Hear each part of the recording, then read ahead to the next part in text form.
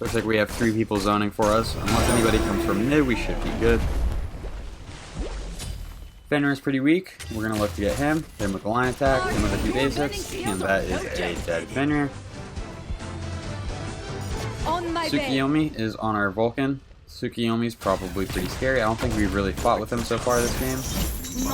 Like this arm is crippling. We're able to get the line attack and then get a pick onto the Tsukiyomi.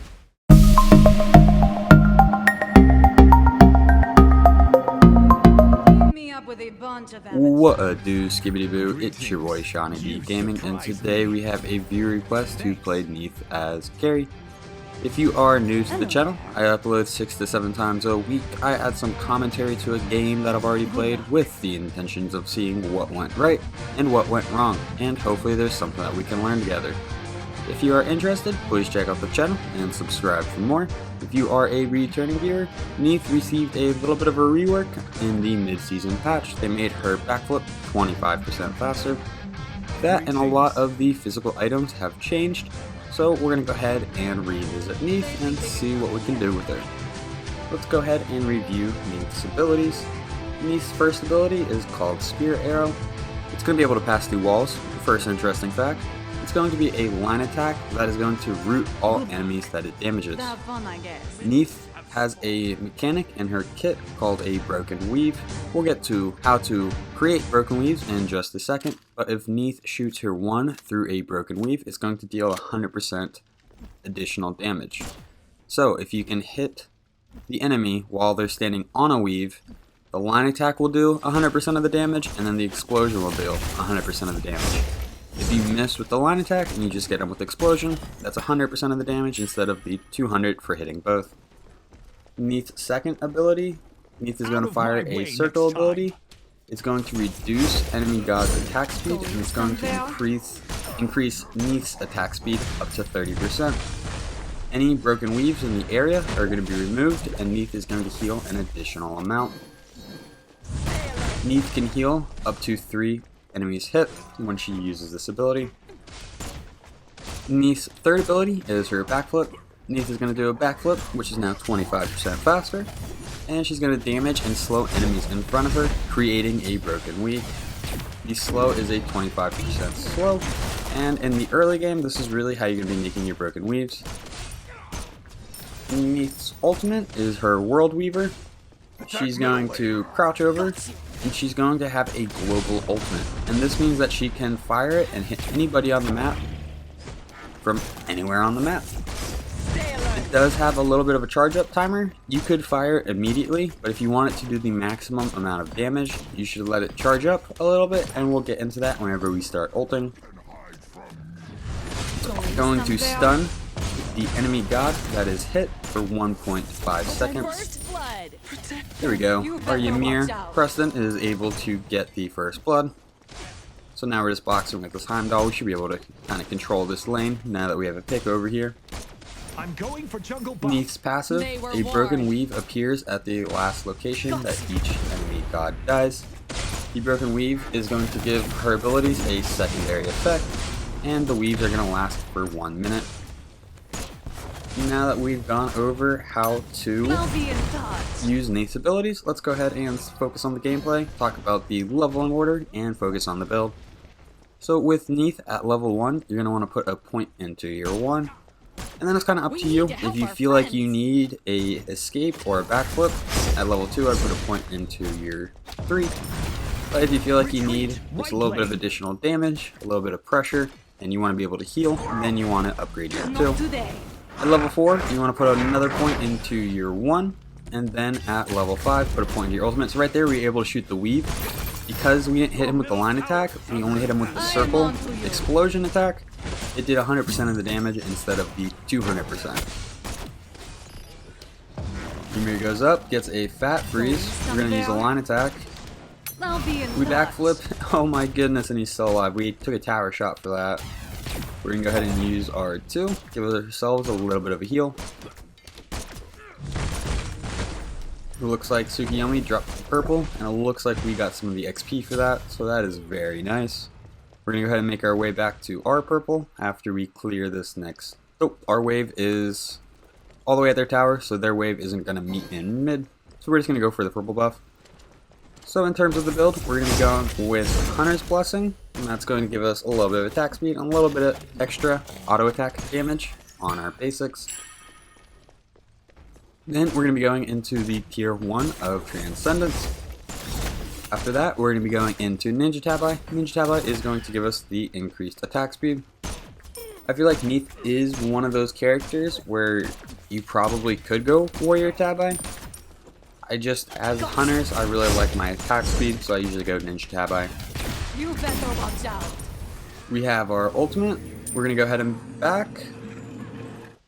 Nope, we don't have enough money for the boots and some potions, so we're actually going to hang out another wave. That was very close. We want to avoid that. Oh, we see Persephone's weak in mid. We let that little bar charge all the way up, and then we fire it, and we're able to get the pick on Persephone. Easiest kill in the get all game. So, even though the two people in my lane are very healthy, we can always look left and see who is weak. Getting slowed by the Heimdall too. Emoja misses her pull, and she's knocking her own minions out of the tower for me, so that's very nice. We're going to go ahead and pick up the Ninja Tabi. It's going to give us 25% attack speed, 18% movement speed, a little bit of power. And as we are leaving Fountain, we're going to go ahead and backflip so we get to lane just a little bit faster. On my way.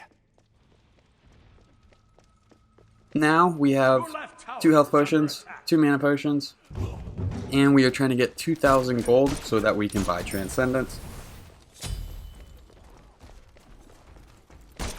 Usually with Transcendence or other similar stacking item, you want it back pretty much as soon as you have enough money so you can immediately start stacking. You get a basic on Fenrir, get 2 basics. We need wards. Retreat right lane. That's his dash. And there's his jump. We use our line attack. We have him weak. He jumps. We use our 2. We go out and we're like, alright, let's just ult him. And then we get we shoot the person all the way back there. He pulls us in the tower. So what we should have done, which would have been the really smart play, is just use our ultimate while in jungle and let one of our teammates get vision on the enemy. So the way Neith's ult works is you can hit anybody on the map as long as you have vision on them. Because that Fenrir is behind the wall and nobody had a direct line of sight, I couldn't ult him. But my teammates were going to push up. Oh, the double line attack. Oh, that was beautiful. Nice job. We hit the double line attack and then Sugiyomi hit both of them with all 4 of his shots on his ultimate. Very nice. But what I was saying is we didn't have line of sight, so I should have stayed back. My teammates were going to push up and they definitely would have gotten the line of sight. I went up there and I was trying to get the Fenrir and it just switched over to whoever was coming up lane. A little bit of a shame. Would have gotten the pick there. An ally has been slain. We are about halfway towards Transcendence. We got 2 levels on our opponent in lane. Emoja is actually a higher level than their Heimdall. So Ymir went mid. We're just going to kind of hold this lane. Missing some basics. We're going to use our 2, reduces attack speed. We get yeeted in space. Enemy missing middle. Turn around, backflip, get away, use the line attack, shoot a basic, and we're able to get the pick onto the Heimdall. We're going to go ahead and ult this Emoja. Dodge her 1. And now we're going to walk out of her ultimate. Attack right lane. Kind of not afraid of her, except for whenever I have 7 health. Then I'm very afraid of her, so I'm going to backflip away. Be right back. I'm just going to let the Vulcan chase her down. Oh, I'm going to clear this wave. I don't think there's anyone on this side of the map. So this is just free gold and free XP. Yes. We are just short of Transcendence, but we were very weak. We needed it back. We went ahead and picked up some more potions. Neith does go through mana a lot. We probably don't need 2 mana potions. Probably should have bought a multi-potion that gives us both health and mana. We need to help our friends.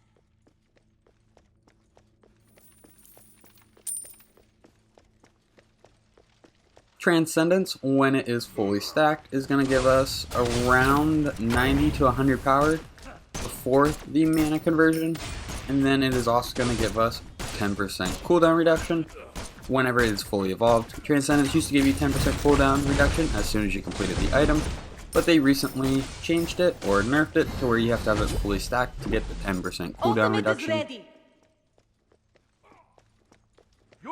Right now, the amount we are waiting for is 1400, plus a little bit more so we can buy a few potions or wards. I am on to you. We go ahead and drop our purple. Ultimate is ready. Where do you think you're I think my team was going onto that Tsukiyomi. He's super deep in our jungle. So I go ahead and throw my ultimate, thinking that maybe that'll help.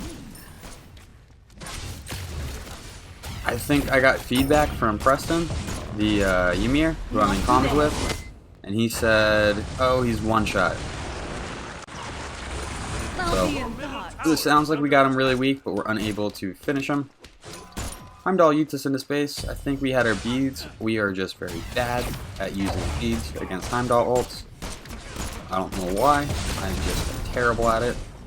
Hit him with the line attack, hit him with a few basics, and he goes down. He's a level 8 fighting into a level 10, now a level 11. Your team has destroyed a left enemy tower. Not the best fight for him. So now that we've got so much level on him, we should be able to just farm up this lane very easily. We're going to go ahead and back. We have more than enough money for Transcendence. We're going to pick that up, and then we're going to be going into Aussie. Aussie is going to give us some flat pen, a little bit of power, a little bit of attack speed, and it's going to give us a little bit of lifesteal. I think when you go Transcendence, you almost always want to go Aussie. I know there are a few builds out there that are kind of ability focused, more pen focused, and they would go into something like the Crusher right after this. I love Lifesteal on my hunters, whether it be Diva's Gauntlets or Aussie. I feel like you almost always need a little bit of Lifesteal in your build. The earlier on you get it, usually the more helpful it is. We're going to go ahead and ult this Heimdall. I get some weak, hit him with a basic, hit him with another basic. Oh, we got him with a basic as he yeets us into space. I love that. I am on. An enemy has been slain. Enemy ultimate down! Enemy ultimate down! Enemy ultimate down! So the lifesteal on hunters, it's not necessary, but I view it as necessary. I'm sure you can get away without it. I just think it's pretty important. And if you were to go into a lifesteal item after Transcendence and Boots, Aussie's kind of the only one that makes sense in terms of being able to regenerate your health from landing basic attacks. The Blood Forge is a really good item because it has 75 power on it, but you don't really get a lot of lifesteal from it. An enemy has been slain. The 2 items, well I guess now 3 because Soul Eater is so strong, but Soul Eater is ability damage and we kind of want auto attack damage. Yeah, that was for a Sami. The 2 best auto attack damages lifesteals are the Aussie and Devourer's Gauntlets. Starting with Transcendence is going to give us a little bit more power than starting Devourer's Gauntlets. Plus, Neith uses a lot of mana, so we're going to go ahead and start stacking that up with Transcendence. Be able to get their tier 1 tower.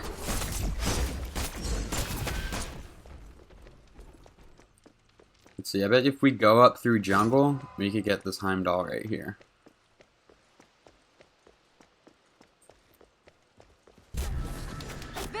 Not sure if we're going to hit our line attack, so we'll go ahead and ult him, then hit him with the line attack. So we stun him, root him, and then just clean him up with some basics. I don't even think he saw us coming.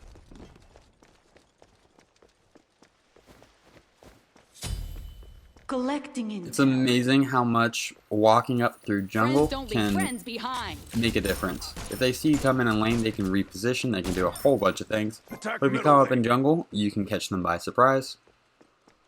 On my way. Right now, I'm pretty sure we have enough money for Aussie. We are very healthy and have a lot of mana, so we're actually going to rotate towards the team fight in mid. Should probably take out their red buff. That's going to help us. It's going to hurt their mid laner, which is in return going to help our mid laner.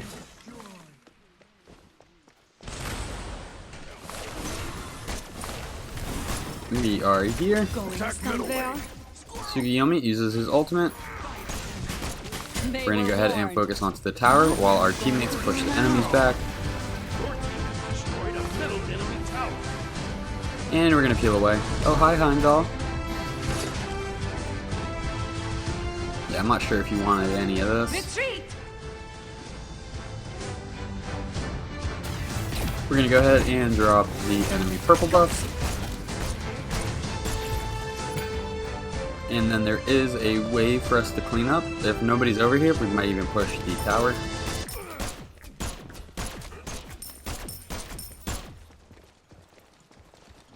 Heim's over here, so we're going to clear this wave and then back. We get Heim with our 2, we missed the 1 onto him. Minion waves down, so we're going to go ahead and back. We have a very pretty penny in the pocket. Ooh. Heim almost got us with his 2, but we were hiding behind the wall. Heim's ability does not go through the wall. So we're going to go ahead and pick up the tier 2 of Quinn size, backflip out of our spawn to get the little bit of increased movement speed. Not increased movement speed, but just to get the lane a little bit faster. All in all, I'd say we're off to a great start in the game. Our purple buff is up, so we're going to go ahead and clear that. Since our minions are not meeting in the middle of the lane, we're going to have to overextend ourselves to get near the enemy minions. So we're probably just going to clean up buffs and hope that Heimdall is going to push his minions to midway so we can get them and kill him.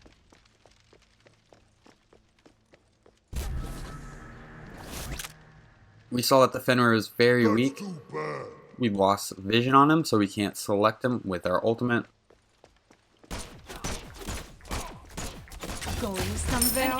Looks like Heim went to check his purple. We don't have our 1, so it's not necessarily the best time to engage onto him.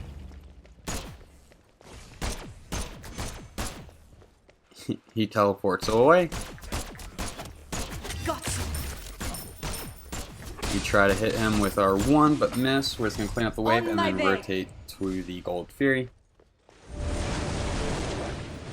I'll be in touch. Emoji's here. For some reason I thought I could backflip out of that. We're able to clean up the Gold Fury. We're going to go ahead and attack the Oracles. We have Persephone very far pushed up in mid. We're going to go ahead and rotate onto her, see if there's anything that we can do. We're going to go ahead and alter for the team. That is a stun, and the team is able to clean that up. Probably did not need to ult right there, but we wanted to just to secure the pick. Attack by a giant. So if they are going to be sitting in their tier 2 towers, we could probably make a play for fire or pyromancer. Attack left lane. Somewhere. You better watch out. We're going to go ahead and just solo this bad boy. Looks like we have 3 people zoning for us. Unless anybody comes from mid, we should be good. Fenrir is pretty weak. We're going to look to get him. Hit him with a line attack, hit him with a few basics, and that is a dead Fenrir. Tsukiyomi is on our Vulcan. Tsukiyomi's probably pretty scary. I don't think we've really fought with him so far this game. This arm is crippling. We're able to get the line attack and then get a take onto the Tsukiyomi. Heimdall is pushing up all the way right. We're going to help the Vulcan out because he is one shot. We're going to go ahead and back, make sure that that Heimdall cannot get our tier 2 tower. Anything more? I'll be in touch. After going into Aussie, we're going to be going into Quinsai. Coincide is going to give us some power, some attack speed, and whenever we deal damage to an enemy with our basic attack, it's going to remove 3% of the enemy's health. So if they have 500 protections, they're still losing 3% of their health guaranteed with each auto attack. It's a pretty good item. It makes sure that you deal damage. Ymir gets yeeted into space. Is Heimdall waiting around? Nope, he's just running away. Fenrir's here. We do have our ultimate. Oh, you're not scared of anyone. Easy peasy.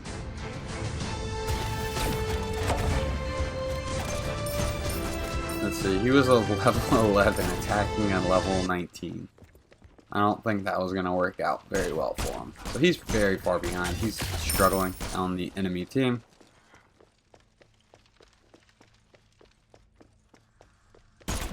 Looks like we've kind of got level across the board. We pick up our purple. We're going to go ahead and clear this harpy. Trying to hit level 20. We hit level 20 by 20 minutes. I feel like this game, Ymir and I were able to establish a lot of high pressure early on. We got a pick, and then that one pick kind of just led to another pick, and then we kind of just snowballed off of that. We're going to go ahead and push this tower. There's a bit of a team fight going on in mid, but I don't think we're going to be able to rotate there in time, so we're just going to focus onto this tower.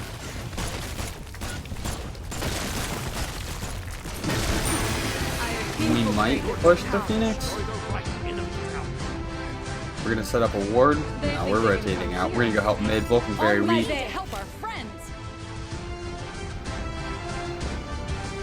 Although it looks like I could have pushed the Phoenix. So maybe that was a little bit of a misplay. We're going to see if they're going to back up, but they're just going to march up lane because they think that nobody's in mid lane. Retreat left lane! Retreat left lane! She dodges at a very good time. We just gotta hit a few basics on her and we should be able to get her. Oh my goodness. Retreat middle lane! She got right around that corner. We started taking damage from Umoja. We're gonna have to backflip out. She's still hanging around. Oh, I even casted my ultimate. That's a shame. We dodged the Persephone ultimate. We're gonna use R2 to get a little bit of a heal. We take damage from the Persephone 1. Tsukiyomi is going in like a madman. We shoot the line attack. We miss through the wall. Tsukiyomi is able to get the pick onto the Umoja. Deathbringer is coming in on me. We're going to go ahead and backflip out. Try to hit him with some basic attacks. And we hit him with the line attack and the World Weaver, or the Broken Weave. So the line attack did 100% damage, and then the Broken Weave did 100% damage, equaling 200% damage. We're gonna go ahead and focus the tower. Oh no, goodbye Persephone. She walked straight into the root, and then Ymir came up and froze her, and she was just done. Not a whole lot she can do in that situation. Heimdall's a little bit out of position. We're gonna go ahead and see if we can close on to him. So with Neith, if you were to backflip and then immediately shoot your 1, the slow from the 3 will make it to where that they're going to stay inside the radius of the weave. So it's almost like you backflip, slow them, use your line attack, and you're going to hit them with at least the circle damage from the 1 hitting a Broken Weave. If you can hit him with the line attack and the Broken Weave after the slow, that is a lot of damage, and you are just gonna clean up with Neith if you can land that.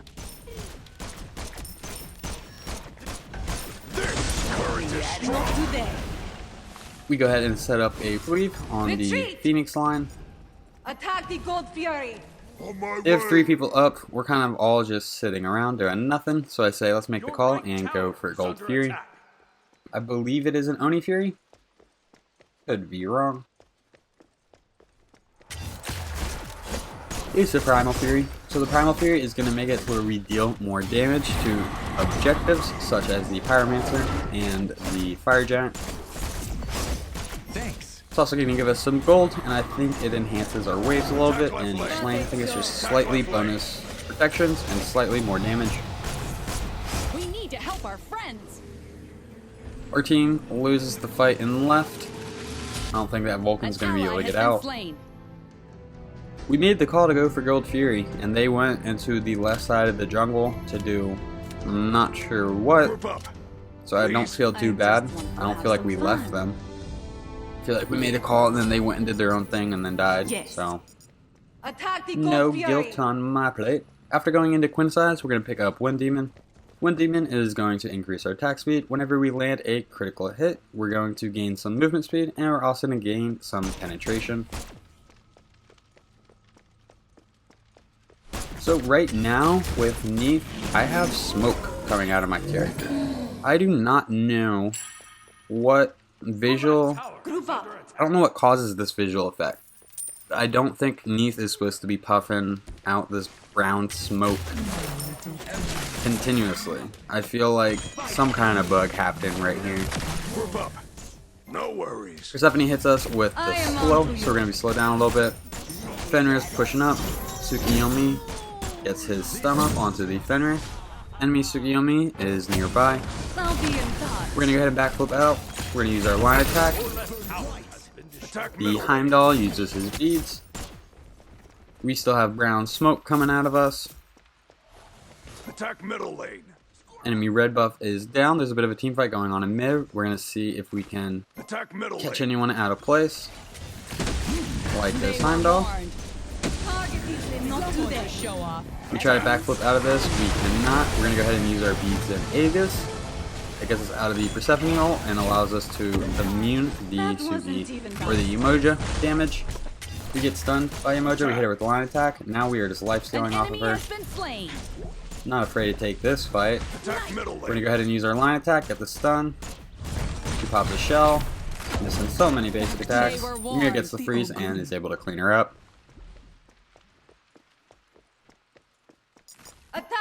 Just the Persephone left. I think we're going to be able to get a Phoenix. Maybe even close out the game right here. So after going into Wind Demon, I would recommend going into Deathbringer. They'll really drive home your critical strike damage. We take out the middle Phoenix, and it looks like we're going to be able to clean it up. Well, that is going to be the end of this one. If you guys did enjoy the video, please be sure to give it a thumbs up.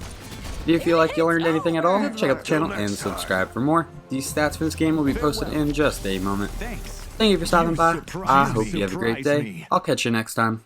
Bye-bye.